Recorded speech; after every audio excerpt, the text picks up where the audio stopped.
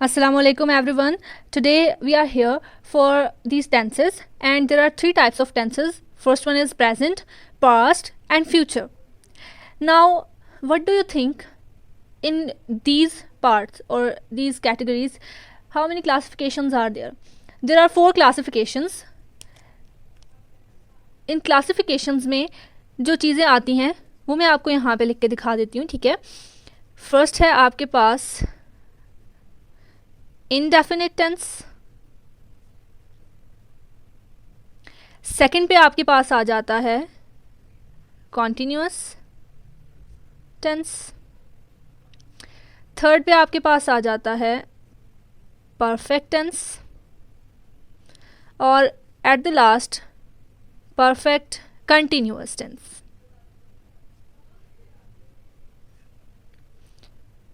Okay, अब ये जो चारों टेंसेस हैं, ठीक है, ये इन सब से बिलोंग करते हैं, मींस इन तीनों से बिलोंग करते हैं। इनकी आगे जो सब कैटेगरीज हैं वो इन तीनों की सेम है, ठीक है। Present indefinite, present continuous, present perfect, present perfect continuous. इसी तरह से past indefinite, past continuous, past perfect और पास्ट परफेक्ट कंटिन्यूअस। फिर future indefinite, future continuous, future perfect continuous tense. Okay, अब एक और चीज़ इसमें जो है वो मैं एक्सप्लेन करना चाहूँगी। वो क्या है कि जब आपके पास ये 4 टेंसेस आ जाते हैं, ठीक है, एक तो प्रेजेंट, फिर इनडेफिनिट। अब टेंसेस की बात तो हम करेंगे, ठीक है, उनको हम एक्सप्लेन करेंगे, वन बाय वन मैं आपको एक्सप्लेन कर दूँगी। अब जो बात ये आती है कि सेंटेंसेस आपके पास किस टाइप के होते हैं, कितनी टाइप्स के सेंटेंसेस होते हैं। I am not talking about tenses, I am talking about sentence, जुमला, ठीक है।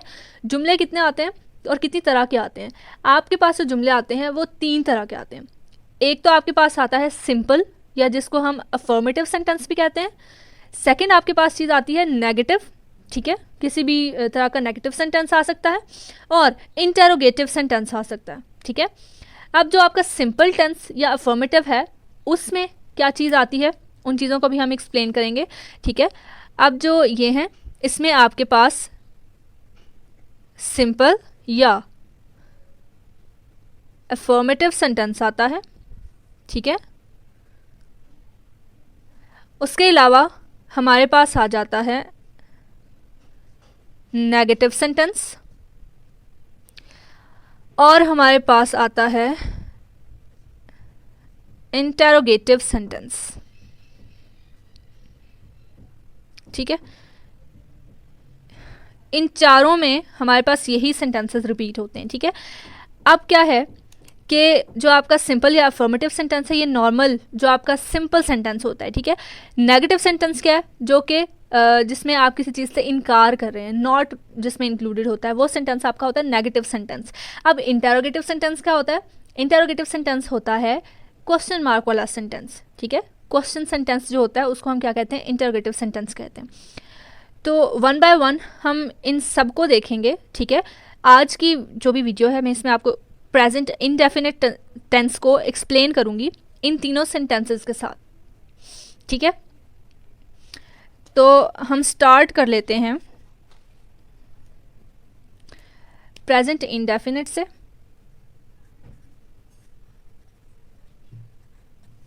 प्रेजेंट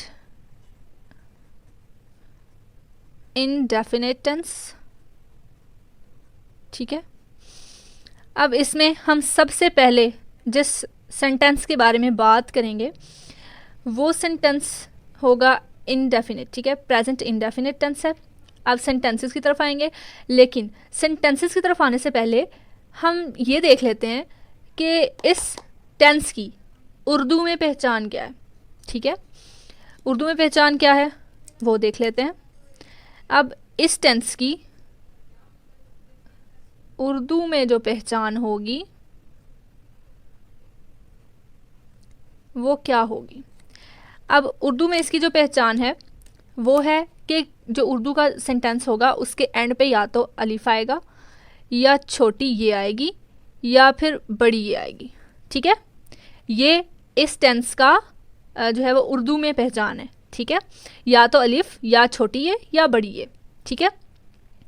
अब हम देख लेते हैं इसके जो है वो सिंपल अफर्मेटिव सेंटेंस को, सिंपल या affirmative what ever it is.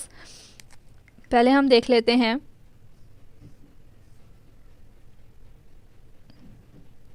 Simple या अफर्मेटिव सेंटेंस को।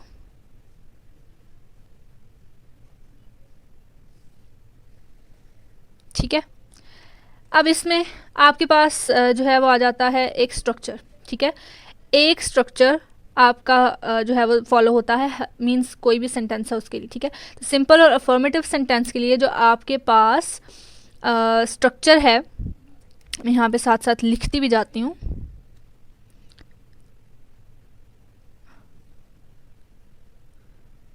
स्ट्रक्चर, ठीक है, स्ट्रक्चर आपके पास आ जाएगा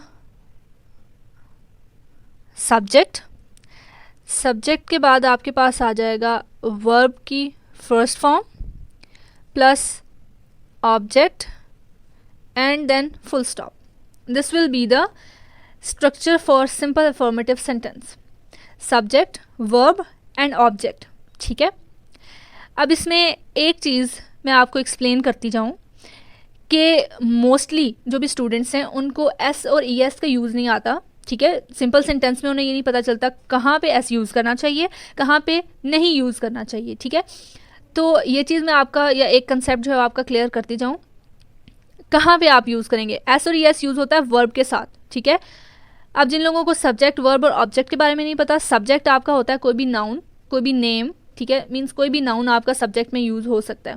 और नाउन क्या होता है, नाउन आपका किसी भी चीज़ का नेम, कोई भी थिंग, कोई भी प्लेस का नेम। ठीक है, वो यहाँ पे सब्जेक्ट में आ सकता है। Verb, verb is an action, कोई भी एक्शन हो रहा है, कोई भी काम हो रहा है, वो आपका किसमें इंक्लूडेड होता है, वर्ब में। ऑब्जेक्ट क्या है, बाकी जो भी सेंटेंस को कंप्लीट करने के लिए जो भी हेल्पिंग मटेरियल या हेल्पिंग वर्ड्स यूज़ हो रहे होते हैं, ठीक है, वो आपके ऑब्जेक्ट में आ जाते हैं, मीन्स जो सेंटेंस को कंप्लीट करते हैं या कंप्लीट सेंस प्रोवाइड करते हैं।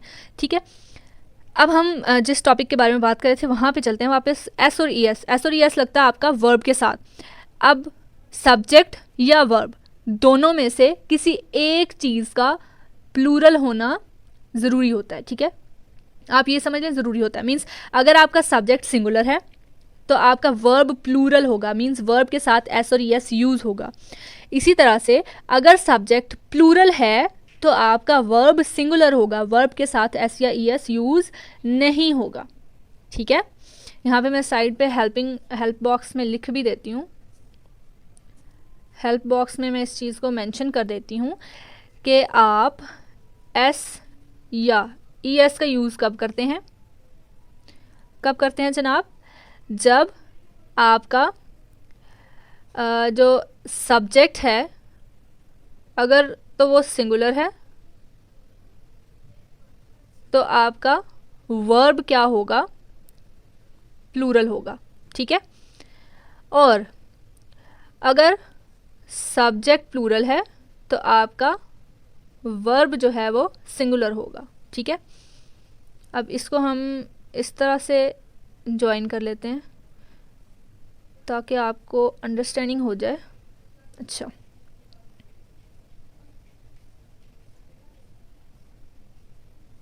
यहाँ से आई थिंक आपको इजीली अंडरस्टैंड हो सकता है कि सब्जेक्ट सिंगुलर है तो इसी का वर्ब जो है वो प्लूरल होगा, और अगर सब्जेक्ट प्लूरल है तो इसी का वर्ब क्या हो जाएगा, सिंगुलर हो जाएगा। होप सो आपको अंडरस्टैंडिंग होगी। अब क्या करते हैं कि अब हम इसके एग्जाम्पल की तरफ मूव कर जाते हैं, एक आध या दो एग्जाम्पल्स हम देख लेते हैं। ठीक है, अब एग्जाम्पल में हम एक सेंटेंस ले लेते हैं प्लूरल सब्जेक्ट के साथ, एक सिंगुलर सब्जेक्ट के साथ। ठीक है, हम कह देते हैं he writes a letter। ठीक है, और इसी सेंटेंस को अगर हम प्लूरल बनाना चाहें तो हम कह सकते हैं they write a letter। अब आपको इस चीज़ का आइडिया हो सकता है कि आपका जो सब्जेक्ट ही है, ठीक है, ही सब्जेक्ट है, ये आपके पास, मैं आपको एक्सप्लेन कर देती हूँ, ये जो आपके दोनों चीज़ें हैं ये सब्जेक्ट हैं, ये आपका वर्ब है, और ये जो रिमेनिंग पार्ट है दैट इज़ द ऑब्जेक्ट। ठीक है, और ये वर्ब की फर्स्ट फॉर्म हमने यूज़ कर ली। अब बात हम क्लियर कर लेते हैं कि ही सिंगुलर है, ठीक है, तो वर्ब प्लूरल है विद द एस। यहाँ पे दे सब्जेक्ट प्लूरल है तो वर्ब सिंगुलर है, ठीक है। यहाँ पे बात आपको समझ आती है, यहाँ पे आपको बात क्लियर हो जानी चाहिए कि एस और यस का यूज़ कहाँ पे होना चाहिए और कहाँ पे नहीं होना चाहिए, ठीक है। आई होप सो आपको ये चीज़ क्लियर हो गई होगी। अब नेक्स्ट जो है वो सेंटेंस की तरफ हम मूव करते हैं। फर्स्ट हमारा जो सेंटेंस था ये था सिंपल या अफर्मेटिव सेंटेंस जिसको हम कह सकते हैं। सेकंड आपके पास आ जाता है नेगेटिव सेंटेंस, ठीक है। अब नेगेटिव सेंटेंस का स्ट्रक्चर देख लेते हैं पहले और फिर उसकी एग्जांपल्स देख लेंगे।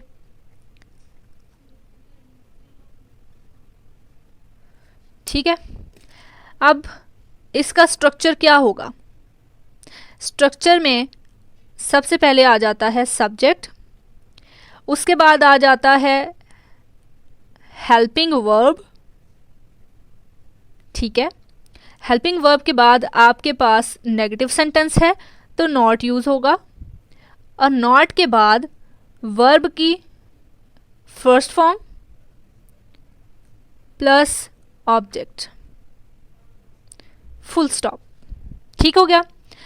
मीन्स यहाँ पे जो हमारी एडिशन हुई है सब्जेक्ट वर्ब और ऑब्जेक्ट सेम है, जस्ट वर्ब से पहले हमने हेल्पिंग वर्ब को यूज़ करते हुए नॉट यूज़ करना है।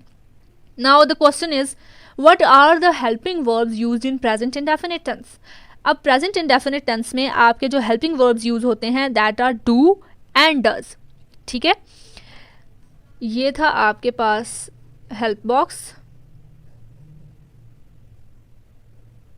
अब हम आ जाते हैं हेल्पिंग वर्ब्स की तरफ, ठीक है। हेल्पिंग वर्ब्स क्या है? हेल्पिंग वर्ब आपके पास एक डू यूज़ होता है, ठीक है। अब ये जो डू यूज़ होता है ये यूज़ होता है आई, वी, यू, दे और एनी प्लूरल सब्जेक्ट, ठीक है। अब ये जो डू आपका हेल्पिंग वर्ब है ये यूज़ होता है आई, वी, यू, दे या किसी भी प्लूरल सब्जेक्ट के साथ। मीन्स जैसे मैंने आपको ये बात बताई कि अब ये जो है ये भी हेल्पिंग वर्ब है, ठीक है। तो बात यही है कि यहाँ पे कोई भी प्लूरल है, अब आपको पता है कि डू के साथ एस या ई एस नहीं है लेकिन डज के साथ ई एस यूज़ होता है, means does is a plural helping verb. तो plural helping verb singular subject के साथ यूज़ होगा और singular helping verb plural subject के साथ यूज़ होगा। और जब आपका अफेक्ट एस और ई एस का हेल्पिंग वर्ब पे आ जाता है तो मेन वर्ब पे आपका कोई इफेक्ट नहीं रहता, मेन वर्ब आपका ओरिजिनल फॉर्म में मीन्स सिंगुलर ही यूज़ होता है, ठीक है। यहाँ पे हमने बात की थी कि वर्ब पे इफेक्ट होता है सब्जेक्ट के सिंगुलर या प्लूरल होने का। अब जब यहाँ पे हेल्पिंग वर्ब आ गया बीच में, वर्ब और सब्जेक्ट के दरमियान में हेल्पिंग वर्ब यूज़ हो गया, इट मीन्स वर्ब का जो भी इफेक्ट था वो हेल्पिंग वर्ब पे आ गया। सब्जेक्ट अगर सिंगुलर है तो हेल्पिंग वर्ब आपका प्लूरल यूज़ होगा और सब्जेक्ट प्लूरल है तो हेल्पिंग वर्ब सिंगुलर यूज़ होगा। अंडरस्टूड, ठीक है। अब क्या होगा कि जो वर्ब है वर्ब पे क्या इफेक्ट होगा? वर्ब आपका सिंपल जैसे उसकी फर्स्ट फॉर्म होगी एज इट इज़ वो आ जाएगा विदाउट एस, ठीक है। अब यहाँ पे डज की हम देख लेते हैं। डज किसके साथ यूज़ होता है? डज यूज़ होता है ही, शी, इट और एनी सिंगुलर सब्जेक्ट, ठीक है। होप सो आपको ये चीज़ें क्लियर हो रही होंगी। मैंने कोशिश तो यही की है कि आपको आसान अल्फाज में ये चीज़ें अंडरस्टैंड करवाऊँ, ठीक है। इसके बाद हम देख लेते हैं एक आध एग्जाम्पल, एक डू के साथ और एक डज के साथ देख लेते हैं, ठीक है। यही दोनों जो एग्जांपल्स हमने ली थी इन्हीं को कंटिन्यू कर लेते हैं। जैसे यहाँ पे ही है तो ही अब सब्जेक्ट है, उसके बाद हेल्पिंग वर्ब आना चाहिए, ठीक है। ही के साथ हेल्पिंग वर्ब कौन सा यूज़ होता है? डज। सो ही डज, उसके बाद नॉट, वर्ब क्या है? राइट ए लेटर, ऑब्जेक्ट आ गया, ठीक है। उसके बाद दे वाले को देख लेते हैं। दे के साथ कौन सा हेल्पिंग वर्ब है? Do. They do then not write a letter. ठीक हो गया बात, आपको आई थिंक सो समझ आ गई होगी। He and they are the subject, does and do are the helping verbs, not जो है वो अपनी जगह पे है। उसके बाद राइट आपका वर्ब की फर्स्ट फॉर्म है, a letter is the object. उम्मीद है आपको ये चीज़ें समझ आई होंगी, ठीक है। नेक्स्ट और जो आपका लास्ट है उसकी तरफ मूव कर जाते हैं। लास्ट इज इंटरोगेटिव सेंटेंस, ठीक है। अब हम बात करेंगे जनाब इंटरोगेटिव सेंटेंस की। Interrogative sentence. अब इंटरोगेटिव सेंटेंस का स्ट्रक्चर देख लेते हैं। स्ट्रक्चर क्या होगा? इसका जो स्ट्रक्चर है, स्ट्रक्चर में आपके पास आ जाता है, इसके दो स्ट्रक्चर आ जाते हैं, ठीक है। क्योंकि आपका जो भी इंटरोगेटिव है क्वेश्चन है वो नेगेटिव भी हो सकता है और वो पॉजिटिव भी हो सकता है, ठीक है। और जो आपका सिंपल या अफर्मेटिव सेंटेंस है उसको पॉजिटिव सेंटेंस भी कहते हैं, ठीक है। इंटरोगेटिव सेंटेंस में स्ट्रक्चर आपके पास दो तरह का होगा, एक तो नॉट वाला और एक नॉट के बगैर, ठीक है। मीन सिंपल एंड नेगेटिव दोनों सेंटेंसेस इंटरोगेटिव में आ जाएंगे। अब इंटरोगेटिव में होता क्या है? इंटरोगेटिव में सेंटेंस का स्ट्रक्चर सेम रहता है, ठीक है। आपका हेल्पिंग वर्ब स्टार्ट में आ जाता है। अब जैसे फर्स्ट हम देख लेते हैं, तो helping verb plus subject, helping verb की मैंने शॉर्ट फॉर्म यूज़ की है, प्लस सब्जेक्ट प्लस वर्ब की first form plus object and question mark, end पे क्वेश्चन मार्क आ जाएगा, ठीक है। फिर इसी तरह से helping verb plus subject plus not plus verb की first form plus object and question mark. अब यहाँ पे कोई फिलॉसफी नहीं है इसमें, ठीक है। यहाँ पे बात क्या हुई, जो आपका सिंपल या अफर्मेटिव सेंटेंस था उसका स्ट्रक्चर क्या था? सब्जेक्ट वर्ब एंड ऑब्जेक्ट, ठीक है। सेम स्ट्रक्चर है, जस्ट स्टार्ट में क्या आ गया? हेल्पिंग वर्ब और एंड पे क्वेश्चन मार्क, ठीक है। अब यहाँ पे बात जब अगर दूसरे वाले की हम करें तो हमारे पास जो नेगेटिव सेंटेंस था उसका स्ट्रक्चर क्या था? Subject plus helping verb plus not plus verb की फर्स्ट फॉर्म प्लस ऑब्जेक्ट। अब यहाँ पे क्या है कि यहाँ जो बीच में हेल्पिंग वर्ब आता था वो हेल्पिंग वर्ब यहाँ से उठ के स्टार्ट में चला गया और नॉट अपनी जगह पे, नॉट उसके साथ मूव नहीं करेगा, ठीक है। एग्जाम्पल देख लेते हैं ताकि हमें ये बातें, ये चीज़ें जो हैं वो क्लियर हो जाएं। एग्जाम्पल उसी वाली को हम फॉलो करेंगे जो आपकी प्रीवियस एग्जाम्पल थी, ठीक है। प्रीवियस आपके पास जो फर्स्ट एग्जाम्पल थी, अच्छा ठीक है, सिंपल आपके पास हम एक एग्जाम्पल को देख लेते हैं। मीन्स हमें दोनों एग्जाम्पल्स को दोनों तरह से देखना पड़ेगा। तो पहले हम एक एग्जाम्पल को इन दोनों तरीक़ों से देख लेते हैं। जो हमारी ही वाली थी, so he writes a letter, subject verb और ऑब्जेक्ट था, तो हेल्पिंग वर्ब ही के साथ कौन सा यूज़ होता था? भूल तो नहीं गए? अगर भूल गए हों तो मैं दोबारा शो करवा देती हूँ, ठीक है। ही के साथ आपका कौन सा हेल्पिंग वर्ब यूज़ होता था? डज। इट मीन्स यहाँ पे स्टार्ट में जो आपका हेल्पिंग वर्ब आएगा डज यूज़ होगा। Does he write a letter. अब आप कहेंगे ही तो सिंगुलर है, राइट के साथ एस क्यों नहीं यूज़ किया? भाई राइट के साथ एस क्यों इसलिए नहीं यूज़ किया क्योंकि हमारे पास है हेल्पिंग वर्ब। जब हेल्पिंग वर्ब आता है तो वर्ब पे अफेक्ट नहीं होता, ठीक है। इसी को अगर हम नॉट वाले स्ट्रक्चर में देखें तो आपके पास यहाँ पे आ जाएगा does he not write a letter and question mark. समझ आ रही है? अच्छा, यहाँ तक तो आपको आई होप सो समझ आ गई होगी। लेकिन हमने तो उर्दू वाला तो सेंटेंस बोल के देखा ही नहीं कि क्या उसके एंड पे अलिफ छोटी है बड़ी है आती भी है या नहीं, ठीक है। तो एक दफ़ा ज़रा हम इसको भी देख लेते हैं। ये जो आपके पास सेंटेंस है he write a letter, he writes a letter, अब इसको अगर हम उर्दू में ट्रांसलेट करें तो क्या होगा? उसने ख़त लिखा, लिखा के एंड पे अलिफ आता है, इसलिए हमने इसको स्ट्रक्चर के अकॉर्डिंग इंग्लिश में ट्रांसलेट कर दिया, ठीक है। अगर यहाँ की बात करें दे राइट अ लेटर, उन्होंने खत लिखा, फिर से अलिफ, ठीक है। इट मीन्स अलिफ किसकी पहचान है, प्रेजेंट इंडेफिनिट टेंस की। और इसमें इस सेंटेंस में कोई नॉट नहीं यूज़ हो रहा, कोई क्वेश्चन मार्क नहीं यूज़ हो रहा। इट मीन्स आपने सिंपल या अफर्मेटिव सेंटेंस का स्ट्रक्चर यूज़ करते हुए उसको कन्वर्ट कर देना है इंग्लिश के सेंटेंस में, ठीक है। अब इसी तरह से नेगेटिव है, तो नेगेटिव को भी देखेंगे। He does not write a letter, वो खत नहीं लिखता, ठीक है, लिखता एंड पे आ रहा है, वो खत नहीं लिखता। नहीं वाले में भी एंड पे अलिफ आ रहा है, it means it is present indefinite. They do not write a letter, वो खत नहीं लिखते, वो खत नहीं लिखते, तो एंड पे क्या आ रहा है, ये बड़ी ये, दे के लिए वो यूज़ होगा ना, ठीक है। तो उम्मीद है आपको समझ आ रही होगी।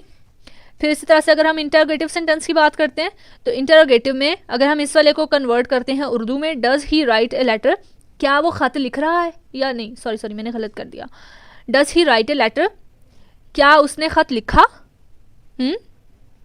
समझ आती है, लिखा एंड पे आ रहा है ना।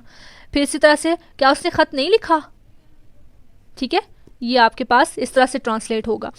सेकंड वाले को हम ट्रांसलेट कर लेते हैं, दे राइट अ लेटर, ठीक है। अब दे जो था, दे के साथ हमने बात की थी कि कौन सा हेल्पिंग वर्ब यूज़ होगा, डू, ये चीज़ें माइंड में रखनी है आपने। तो यहाँ पे आ जाएगा do they write a letter और do they not write a letter. बात समझ आती है। यहाँ पे हम क्या बात करेंगे, क्या उन्होंने ख़त नहीं लिखा, ठीक है, यहाँ पे क्या उन्होंने ख़त नहीं लिखा और यहाँ पे क्या उन्होंने ख़त लिखा। होप सो आपको ये चीज़ें, ये बातें समझ आई होंगी, ठीक है। मेरी तो कोशिश यही थी कि आपसे जितनी जो है वो आसान अल्फाज में इंफॉर्मेशन शेयर की जाए, उतने आसान अल्फाज में मैं आपसे बातें शेयर करूं। तो यहाँ पे हमारा काम हो जाता है जनाब तमाम प्रेजेंट इंडेफिनिट टेंस के बारे में। उम्मीद है कि आप सबको समझ आई होगी। Take care of yourself. अल्लाह हाफिज़।